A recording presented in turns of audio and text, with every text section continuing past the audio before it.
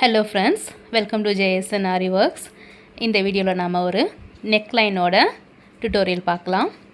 எப்போவுமே நெக்லைன் வந்து போடுறதுக்கு முன்னாடி 2லேருந்து 3 லேயர் வந்து இந்த மாதிரி ஜரி த்ரெட்டில் போட்டுக்கோங்க. அப்போ தான் ஸ்டிச் பண்ணும்போது மிஷினில் ஊசி உடையாமல் இருக்கும். ஸோ நான் 2 லேயர் வந்து ஜரி த்ரெட்டில் ஸ்டிச் பண்ணியிருக்கேன். இப்போ தான் இந்த சேனலை ஃபஸ்ட் டைம் பார்க்குறீங்கன்னா சேனலை சப்ஸ்கிரைப் பண்ணிக்கோங்க. அடுத்ததாக சீவிங் த்ரெட் எடுத்திருக்கேன்.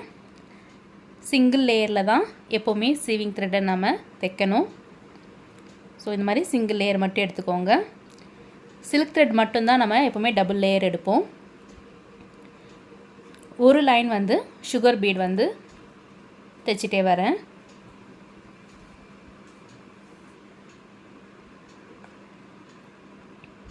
இப்போ நான் எடுத்துக்கிறது வந்து பார்த்திங்கன்னா A* சுகர் பீட் கொஞ்சம் பெருசாக இருக்கும். இதே ப்ரிசோ எடுத்திங்கன்னா ரொம்ப மைன்யூட்டாக பொடிசாக இருக்கும். நெக்ஸ்ட் லைன் வந்து 3 mmல ஒரு லைன் கொடுத்துடலாம். 3 mm டல் கோல்டு பீட் இது. அடுத்ததாக பார்த்திங்கன்னா நம்ம ஒரு லேயர் சுகர் பீடு கொடுத்து இந்த ஒரு லைனை கம்ப்ளீட் பண்ணிக்கலாம்.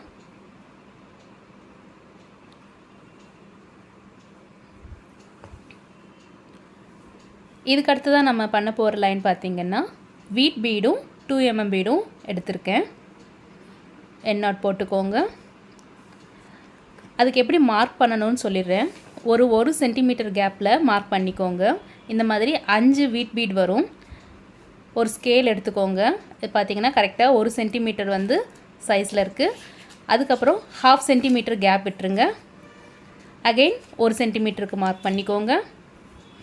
அகைன் 1/2 சென்டிமீட்டர் கேப் விட்டுக்கோங்க. 1 சென்டிமீட்டர் மார்க் பண்ணிக்கோங்க. உங்கள் நெக் லைன் எவ்வளோ பெருசு இருக்கோ அது எல்லாத்துக்குமே சேம் இதே மாதிரி ஒரு 1/2 சென்டிமீட்டர் கேப் 1 சென்டிமீட்டருக்கு வந்து பீட்ஸ் கோக்குற மாதிரி மார்க் பண்ணிகிட்டே வாங்க. பாருங்கள், இப்போது 1 சென்டிமீட்டரில் வந்து 2 பாயிண்ட் வச்சுருக்கோம் இல்லைங்களா, அதுக்கு நடுவில் 1/2 சென்டிமீட்டரில் வந்து ஒரு பாயிண்ட் வச்சுக்கோங்க. பாருங்கள், இப்போ 1/2 சென்டிமீட்டரில் வச்சுருக்கேன். அங்கே தான் நான் வந்து 2 mm பீட் வந்து கோக்குறேன்.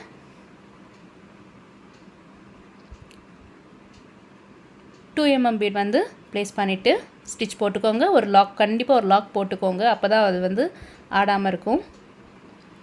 அப்படியே கீழே கொண்டு வந்து ஒரு வீட் பீட், பாருங்க வீட் பீட், இதை ப்ளேஸ் பண்ணிக்கலாம். லாக் போட்டுக்கோங்க. அதை அப்படியே அந்த சைடு கொண்டு போயிட்டு ஒரு ஸ்டிச் பண்ணிவிட்டு ஒரு லாக் போட்டுக்கோங்க.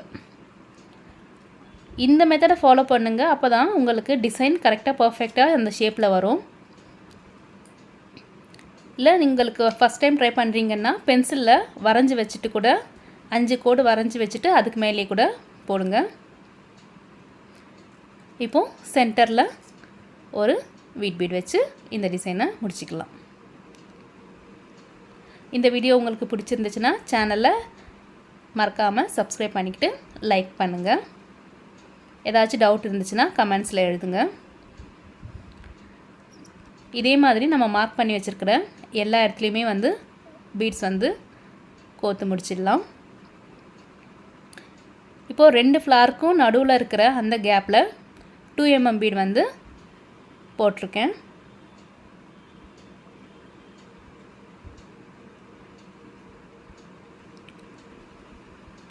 சிம்பிள் ஒர்க் தான், ஆனால் பார்க்க ரொம்ப அழகாக இருக்கும். இப்போது இதோட அவுட்புட் இந்த மாதிரி தான் இருக்கும். பாருங்கள், ஸோ கரெக்டாக 1/2 inch கேப் இருக்குது. 1 inchல வந்து இந்த ஒரு ஃப்ளார் வந்து முடிச்சிருக்கோம். இதே மாதிரி இன்னொரு டிசைனில் நெக்ஸ்ட் வீடியோவில் பார்க்கலாம். தேங்க்யூ.